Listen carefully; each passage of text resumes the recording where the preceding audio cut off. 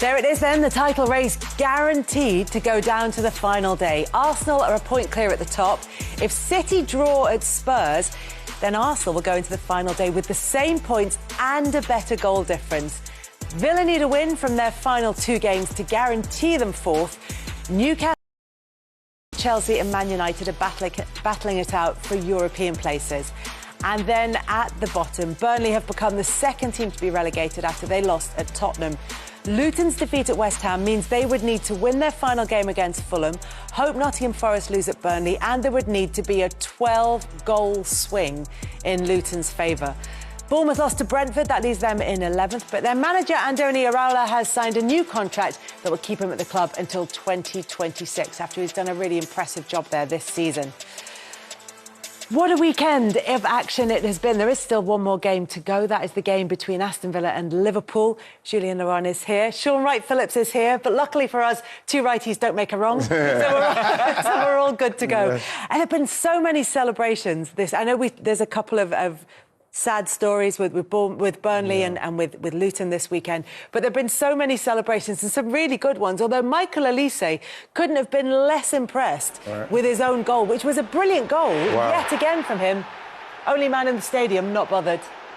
Not bothered at all by that. Good, that. He just doesn't celebrate. What is it? Why is he angry? Apparently he celebrates in training, but not in the game itself. And then Callum Hudson-Odoi obviously scoring against Chelsea so he doesn't... He doesn't celebrate. His 100th Premier League appearance, 72 of them were with Chelsea, so he didn't scoring. Wow, what a good goal. Didn't celebrate scoring against his old club.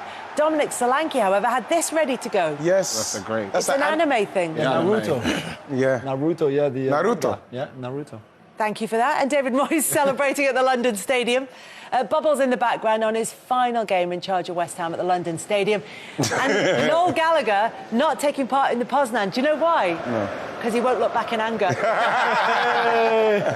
And then, of course, Arsenal, who have been accused of over-celebrating at times this season, in the rain at Old Trafford with that win that takes the title race down to the final day.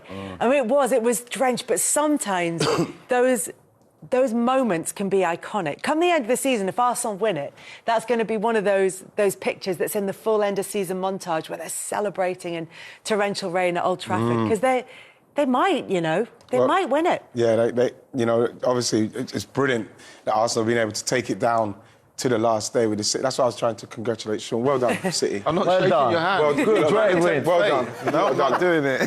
You know something? It's brilliant. It's brilliant for Mikel. It's brilliant for the boys that they've done it. Especially after last season, when everybody said that they couldn't quite get it done. They've added to that squad and they've gone all the way with a team that, if they do it, City, then you probably have to say they are the best team ever in the Premier League. Because they're in imperious form at the moment. Imperious form. They are, and Arsenal, even though they got the win against Manchester United, they look like a team who were at the end of back-to-back, long, arduous Premier League campaigns. Yeah, for me, it's inevitable that it will take its toll on you, whether it's physically.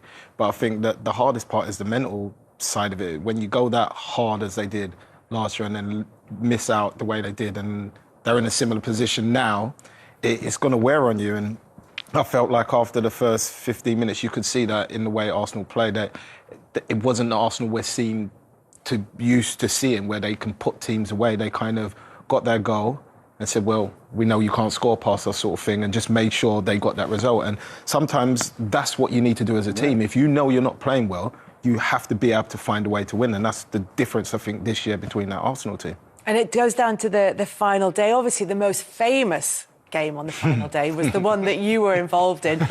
12 years ago today, when Sergio Aguero got that winner for Manchester City. Obviously, you were playing for QPR at the There he is on the edge of the box there, look. Not doing much. He's not doing much. He could have stopped Aguero, but because he's such a City fan... Don't start those conspiracy theories.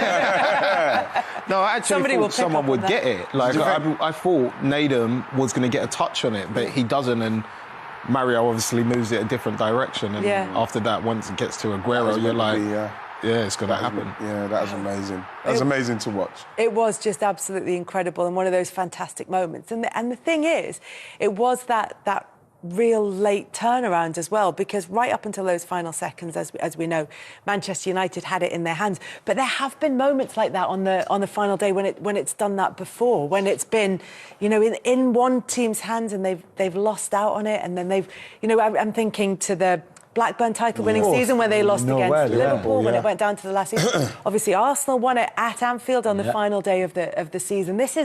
It's happened before. It just feels like this time around with this City team and the form that they show at the end of the season, it's uphill for Arsenal. Yeah, I think it is. That's why we're congratulating. Yeah. Well done. So much. Well done. 2 years ago, City had to beat Villa at home. Steven Gerrard's Aston Villa, by the way, where Liverpool were hoping for something, maybe also had to win.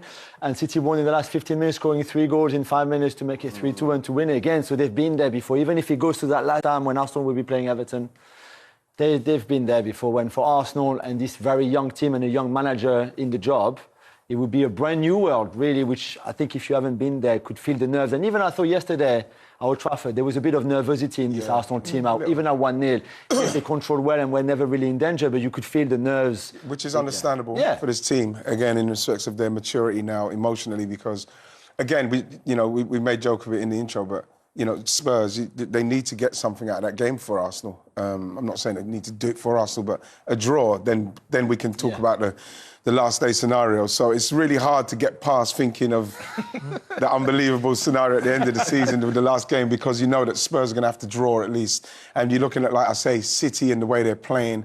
They were like against Fulham for a little while. I thought, oh, Fulham, they're trying. And then bam, it just boom, boom, it was over. You know, that's how good they are. But for those of us who are neutral, this is what we wanted, the title race to go down to the final day. Let's hear from both managers, starting with Pep Guardiola. The great players enjoy to play with a great pressure. And this group of players for many years have done it. So we are in the last stages. We have the final. So our dream is, we talked a few years ago to when it was they lost against Aston Villa and our destiny is in our hands. We decided, okay, the dream has arrived. The last game against West Ham at home, the destiny, you know, belonging to us. Today we want to really knock that door and open that box of dreams to live the last and the final day of the season in front of our people with the opportunity to win the Premier League. And that's something that we're going to live together. And I'm so pleased that we're going to do it with these players and staff. What a turn of phrase that is. We've opened up a box of dreams for our supporters. The thing is, it's always the hope that kills you. Well, it is, Kels. But again, the Arsenal fans, from what they went through last season, and then to get to the point where it's all meant to go awry. And let's face it, with the Bayern Munich and Villa games, you know, people were saying, "Oh, here we go." But then from there, like I say, the maturity and the professionalism they've shown, and even the game against Man United yesterday, it was a bit nervy, but again, they got through that because the main thing was the result. So there's a lot of things to take from this team, because you probably have to start the season believing that you've got to get 90 points with this City side. You can't really drop too many points, and there's no way Arsenal fans are expecting us not to drop points. But like, I think the games against West Ham and Fulham were games where they weren't expecting it to happen. But I think the Villa game was the one where it really kind of came home to us that you just can't drop points at home, especially with this City side, because when they get into this mode, they do kind of see it off. But like I say, we'll have to see how it ends up. I still feel, I've been feeling for ages, that there's a twist, and I'm running out of games. The game that's coming up, the Tuesday night game at the Tottenham Hotspur Stadium, between Spurs and Manchester City, is really, but that feels like that's the one that people have been building up to as a potential twist. Now, look, Tottenham are not in, I know they got the win at the weekend, but they're not in good form at the moment. They do have a really good record against Manchester City at the Tottenham Hotspur Stadium, though. Is there not a nervousness, because you'd be right as a Manchester City fan to have belief in this City team, but is there a question mark, do you think? Honestly, every City fan that you speak to will be nervous about this game based on literally what you just said. But like, I've seen the games, I've been at the games at that place when they've played, and they've played well and they've dominated the game. And then sometimes it'll be 2-0, 3-0, 1-0. And Harry Kane will just work wonders and and make things happen. I think that, for me, is the biggest difference in this game now, is that Harry Kane isn't playing for them, who can turn the game on the head at any given time. And we know Spurs are going to give us chances. With that high line, I think without Doggy in the back playing that inverted midfield role and drifting into those foreign places, I think that they, in many ways, they've come unstuck and they're relying on Van der Ven so much just to clear up a lot of messes. Yeah, but also the fact that they got that win in the FA Cup as well at the Tottenham Hotspur Stadium. Do you think that kind of puts it to bed for City players, if there was even going to be a glimmer of doubt in their minds? Honestly, I really, really hope so. But because even if you look in the game, we still missed like chances that we created apart from that corner. Yeah. We still had good chances to take, like we have in every other game. But this one corner, we managed to get it over the line. So I think the key part is, we need to start the game quick and try and get on that front foot and put Chelsea in a position in a lot of ways Burnley did, because I thought Burnley played really well against them. They just didn't get the result they needed. Yeah, well, Burnley would say that that's happened a lot this season, that they've put in performances that haven't maybe got the results that they will feel that they deserved. But Tottenham are going to try and do it against Manchester City. It's quite easy to make the case for City to get the victory there, despite that run of form at the Tottenham Hotspur Stadium. Is there a case to be made for Tottenham taking something from this game, do you think? Yeah, I mean, if Villa don't beat Liverpool on Monday night, so tonight, they will still have a chance, even if it's unlikely, to make that top four and qualify for the Champions League. Well, particularly given Villa have to go to Palace on the final day of the season and Tottenham have got Sheffield United. Exactly. So you think, they would go for it. If Villa win against Liverpool on Monday night, I don't think there will be any motivation Spurs-wise. And if you're a Spurs fan in the stand, you would surely not applaud a goal from your team that would favour Arsenal. I think this is why this scenario is the most incredible ever, because the biggest rival of Arsenal can actually give them a massive chance to win the title, which every Spurs fan would absolutely hate. So this is why it's so good. I just don't see this Spurs team being able to trouble City too much. What City have been so impressive in the last few games is to score very early. 13th minute at the weekend against Fulham, 12th minute against Wolves, 2 minutes against Luton, 17 against Brighton, to just ease all those nerves that we mentioned before, control those emotions, and then once they're in the lead, usually they don't give it back. You know what people say about Spurs? It would be an unbelievably Spursy thing for them to beat them by accident. That's why it's not for Spurs to beat Manchester City by accident. But by the definition of Spursy, and what we mean by Spursy, it would be very Spursy to beat Manchester City and not qualify for the Champions League. Yeah, that would be kind of Spursy in a sort of classic sense. That would probably be the greatest outcome for them. but City are too good. And then lose to Sheffield United on the final day in order to do that. Too good. But that's the thing, is that Manchester City will, anybody who's not emotionally invested in the game will be expecting Manchester City to go on and win that one, and it will go down to the final day. Is there any chance, do you think, that Spurs can take something from that game? Well, you have to hope, innit, Kels, because like Julian said there, depending on what happens with Villa, if Villa don't beat Liverpool, then there is something in it for Spurs, especially a season that's been so up and down for them. There's had a lot of injuries to key players.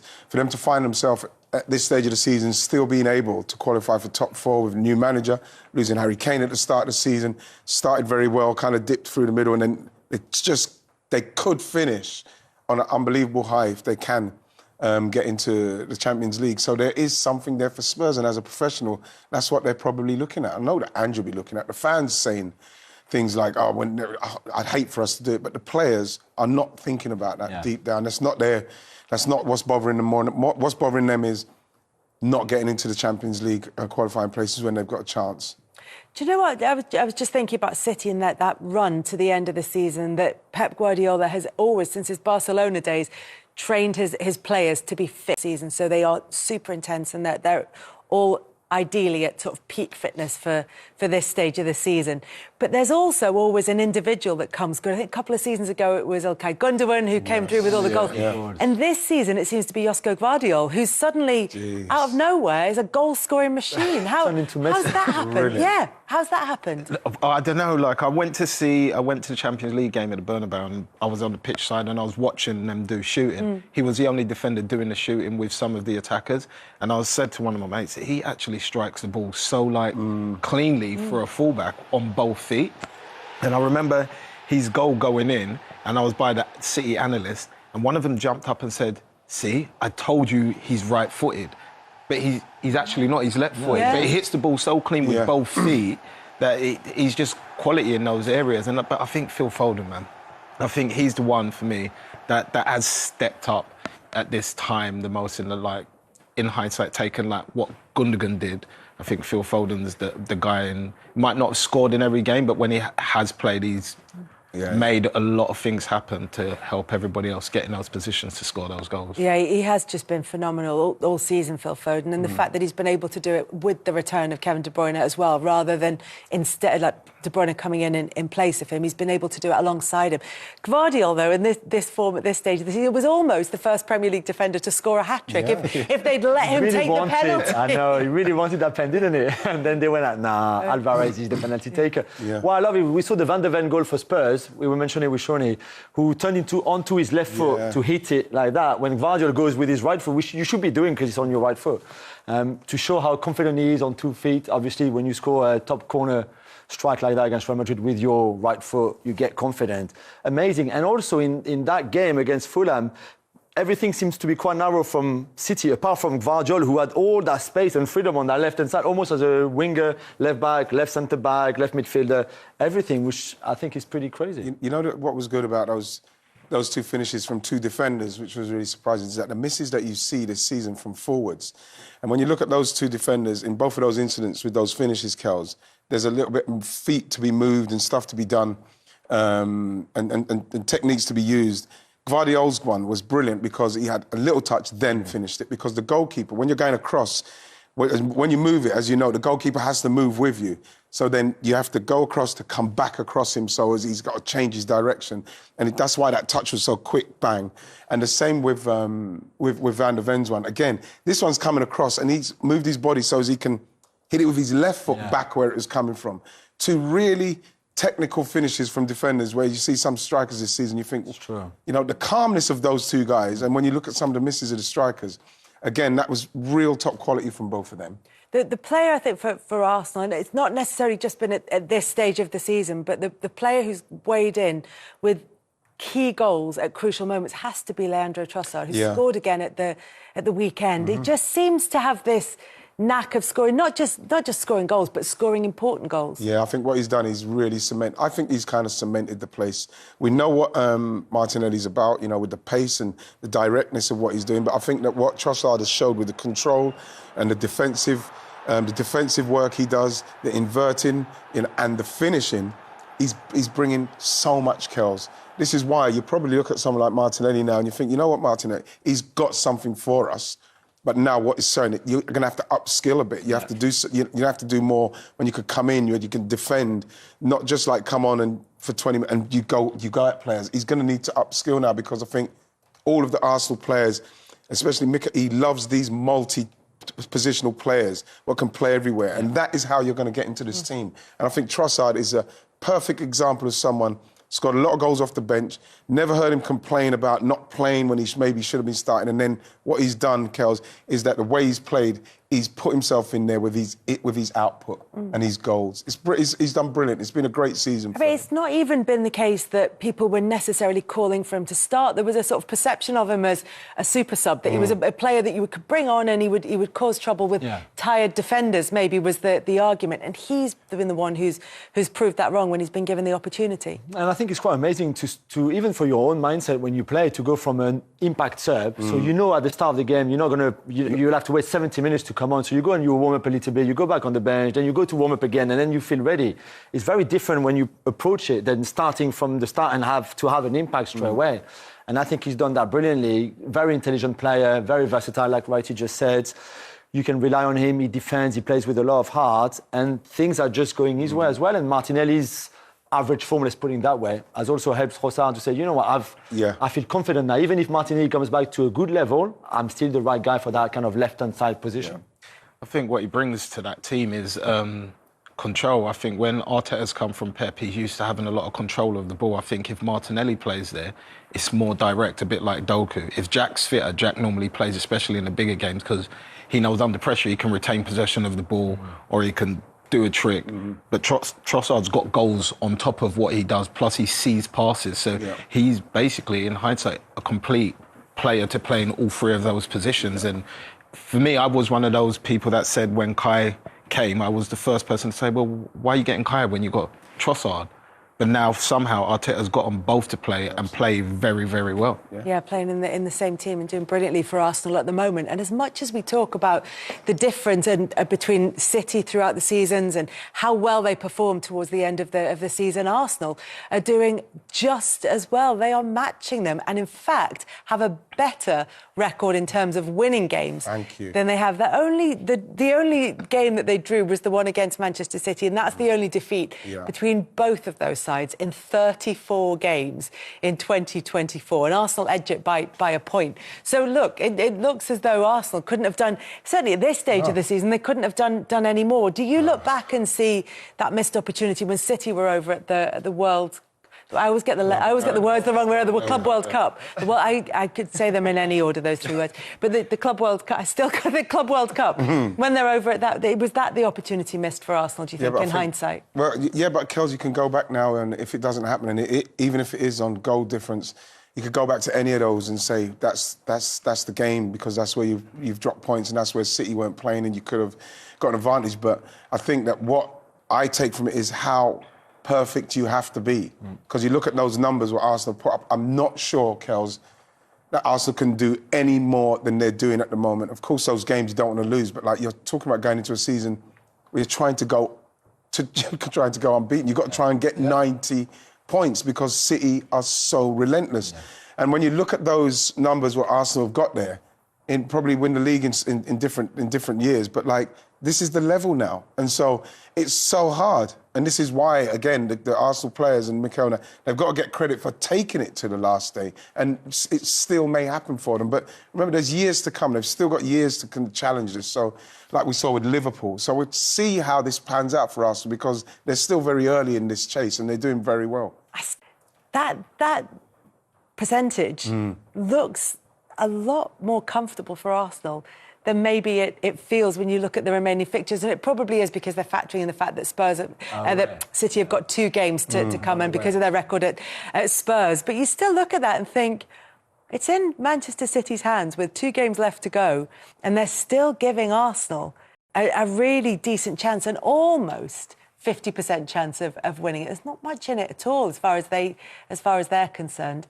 No, it doesn't feel that way. No, it's true. It's true. And we haven't had a moment like a Company's shot against Leicester, for example, like a defining moment in this season, because those two have been so good, so superior to anybody else. Liverpool competed for a bit and then obviously phased out a little bit, but those two have been outstanding. And I think it would be cruel on this young Arsenal team and on Mikel not to win it. But sometimes you just have to accept that there's one incredible team that somehow, even if you took 4 points off them this season, is still better than you. You know, if City draw against Tottenham, and they would have to win heavily against West Ham at home on the last day of the season, you know, it could go down to goal difference again. Yeah, like in 2020. I just think it's going to be great next weekend. This is why I'm praying that it can go down to that, because like just the butterflies you feel as a fan for that to happen, it's just like the excitement, you know what I mean? The anticipation. There is plenty of anticipation, and there's still plenty to play for elsewhere in the Premier League table, because the race for Europe certainly is. As I said to you earlier, 27 Premier League wins, more than any other Arsenal team in the Premier League era, more than the Invincibles, and it still might not be enough to win the league. But do you think Tuesday, ironically, Tottenham is the most likely when you look at West Ham at the Etihad for Manchester City? Is it all on Tuesday now? I just look at a Man City side that are just, they've not lost this year. Was it 33 wins? You know, I still can't understand how Rodri's not in the Player of the Year, but the fact is that we're trying to ask a team like Tottenham, who have been so up and down, so open, to stop a Manchester City. You know, I can't get carried away with hoping that something happens. They haven't got a single Premier League point or goal in the Tottenham Hotspur Stadium. Well, this is when we find out. You know, you can hang your hope on that, obviously, but like this is where we find out, because City are in a frame of mind where they know this is it. They can't lose this game if it comes down. City knows that they can't do anything other than try and get a draw out of this game. They can't even get a draw out of this game. They've got to win the game. Got to win the game. But they've never played Tottenham in the title race. They've never played at this time at the Tottenham Stadium. No. And I think that plays into it. This is where they are the best. They build up, like Sir Alex used to say, it starts at Easter. They've built up to that, they're thereabouts, and then they're just relentless. They've done it for years, you know. When the Liverpool race last season, you know. Was it 94 points? Season before. Season Oh, before. was it season? 90, I mean, yeah, 94, it's 93. Yeah, 14 consecutive wins. It's just what they do. So tough. I don't think but the thing is, can win that game. You have to. If Tottenham win that game, then it will be something that nobody will be expecting. And of course, we're all hoping that can happen because, you know, I think Arsenal have done brilliantly to get to this stage of the season. Coming off of last season, they've learnt a lot from it. And you can see how well the players are playing. But again, we're chasing down a team that's going to probably, if they do it, they will be the best team. You have to say they're the best team in the Premier League era because they've done it 4 times. Not even a great Man United size. They've done it 3. But this is a team what they're trying to chase, and it's tough. The bar is high, but they've done magnificent, and they've just got to keep going. And as I said, there's so many subplots here. We're going to watch Villa-Liverpool tomorrow here.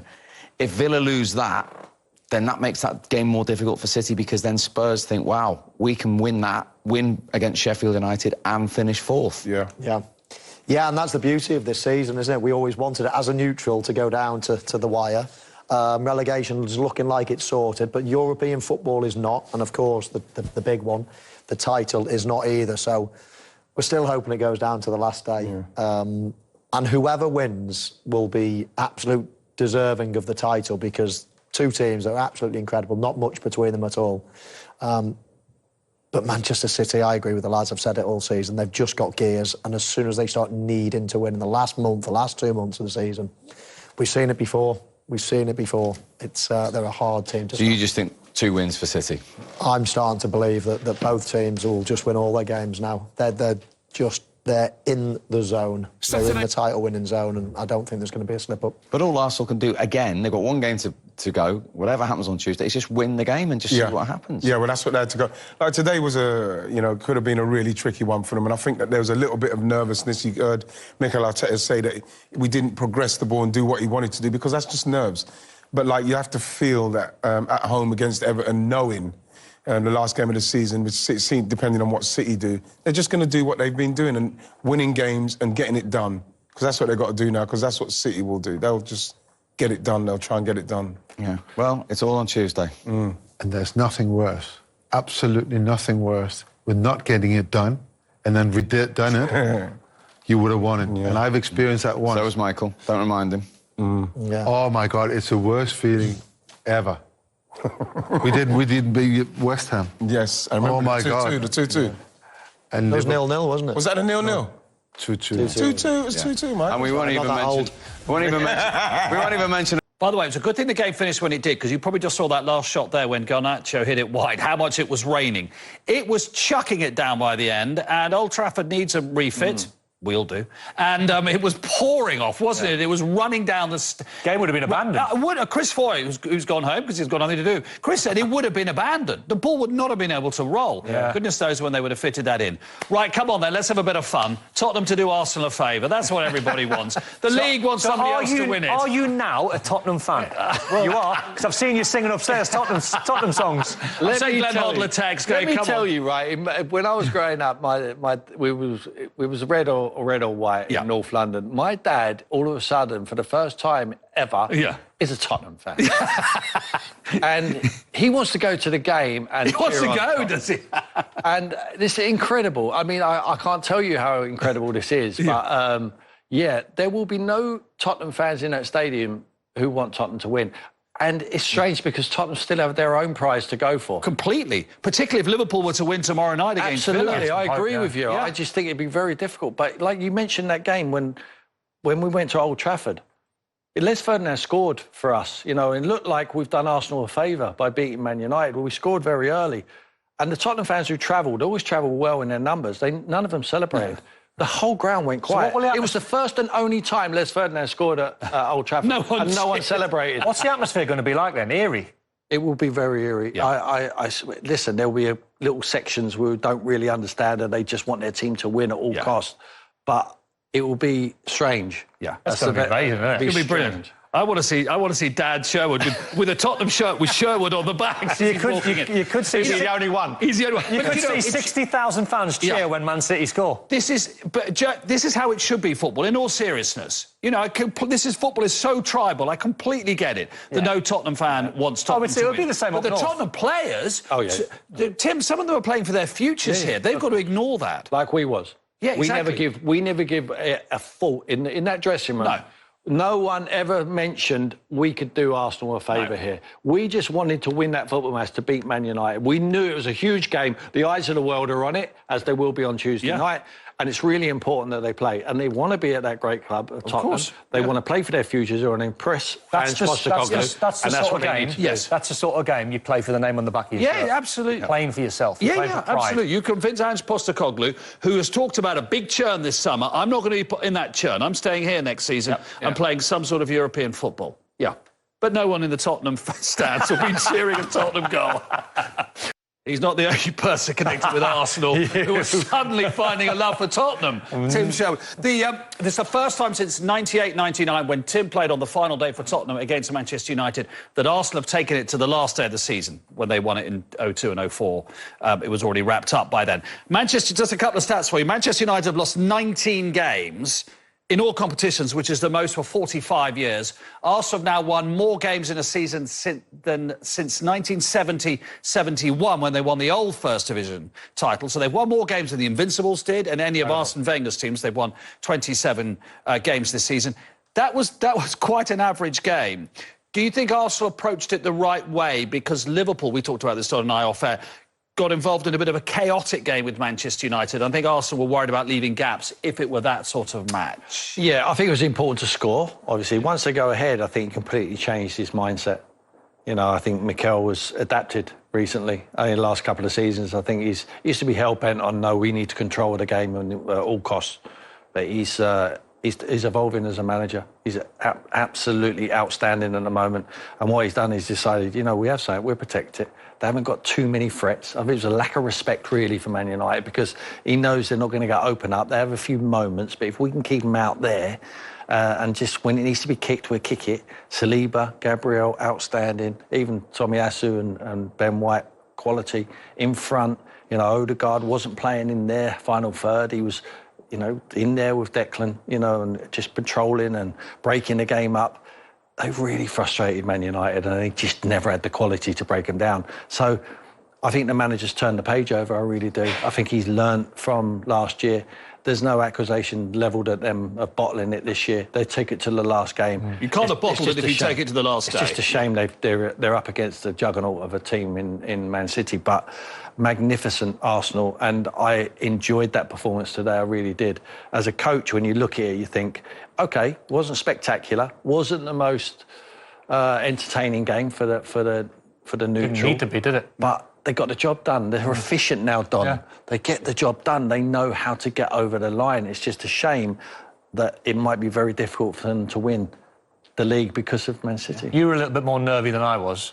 But watching the game, 1-0's one. I mean, the point is that one goal ahead, you can have a refereeing decision, a deflection, a set piece, a corner, or whatever. Yeah. So, but there is an element of danger still, isn't there? There is, but I got the impression watching Man United today, they could have been there for 3 hours, they wouldn't have scored. They haven't got any goal scorers on the pitch, and Arsenal were in that sort of state of mind where they thought, if we really push for the second goal, which is what we want and what the club wants and what the fans want, it can be chaotic. And that's where then Man United could try and hit you on the counter with Garnacho because of his pace. They wanted Arsenal to come out and really go at it. And therefore leave spaces that they might be able to... So as a player, where Tim's saying they're professional and patrolling, what you do is you just say to the opposition, you're going to have to do something spectacular to beat us, because Declan Rice, I guarantee you, Mark, it would have been one of them games where when the players got in afterwards, it would have been a relief, obviously, because of the scoreline and the win.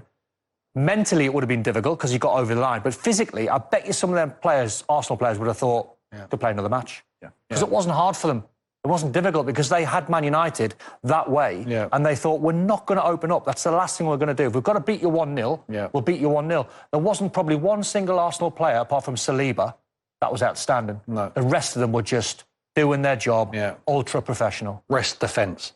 That's what it was. It was like they were in the holes, they were good distances apart. There wasn't gaping holes where they get exploited. There was no room in behind. for Garnacho. Not getting done on transition. All They that know stuff. Hoyland's not going to hurt them. No. They know they haven't got the ability in tight areas. There's no Bruno there today to do anything. Set pieces, you know, they're one of the biggest teams in the league, very organised, so it's not going to be hurt like that. I think we need to give a special mention with the goalkeeper as well, Raya.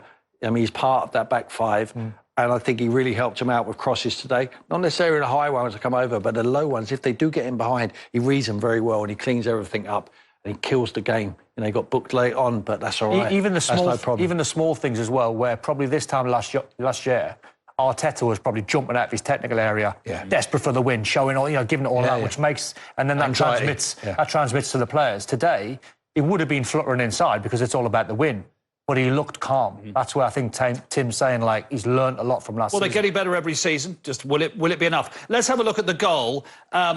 There was a lot of chat about Casemiro after the Crystal Palace game, and this is quite difficult to watch. This, isn't it? It's As lazy. a man who's been as brilliant as him, not to sprint out, Don. It's Simple lazy. as that. It's lazy, Mark. That's all it is. So he's played Havertz onside by not sprinting out. He doesn't even do too well from the cross, and I think if you're Wan-Bissaka as well, this is where he's got to really bust the gut now. Go on, go and sprint. You're only talking 5 yards to get level with Havertz. He knows Havertz is there. He'll be seeing him peripherally. And Havertz knows he's there. Yes, because he's checked Havertz had a look. But that's where he should be, probably a yard deeper, but play in that position, and then Havertz is offside. The whole move's killed, it's dead. But he compounds it, doesn't he? Yeah, but then I even think Wan-Bissaka, you've got to check your shoulders and look where Trossard... You must smell as a player.